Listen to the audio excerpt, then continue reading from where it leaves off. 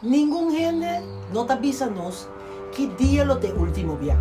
No tiene alarma ni voz para avisar que esa aquí lo te último sonrisa que bota mira de persona ei. Eta disso so de. Anto, a bota queda quiere y pensa que vida te eterno ora que en realidad vida ta un suspiro disfrazada na rutina. Awe, bo pota disfrutando, por ejemplo, de bo último coffee que bo mama. Bo último braço que bo you sin tempura. E último viaje que bo lo hari passa preto com um amigo e que sempre tem, te ora e não tem mais. E bo não sabe, bo não tá pensé, e bo não tá agradecido. Costumbre tá assim nos lam. E sem realizar, nós tá começa a cruzar momento nan que nunca mais lo volve. Como se fuera nuestra limpieza nuevo para nos alma o tiempo libre de un guardar. Awe, vos porta usando cierta palabra para último viaje, ganando de algún calla para último viaje y mirando para último viaje de un huevo de gente ahí.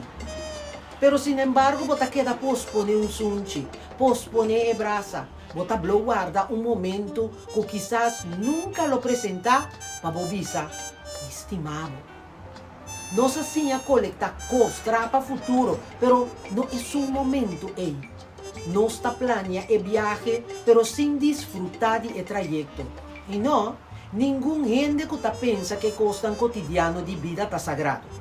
Vida não tá espiertado. Eta diz arranca página, anto abo tá decidir se bota llena nan com presença ou com excuse. Así está viva, Sean. Viva como si fuera cada paso un baile, como si fuera cada palabra un deseo, como si fuera cada mirada un despedida y cada momento un regalo que otro gente no estaba teniendo.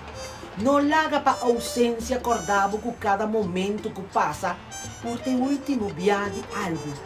No perde tiempo, ta queja o tira falta. Essa aqui porta o último via para estima es nan kutaki ainda e laga nan sinti é amor que botim panan.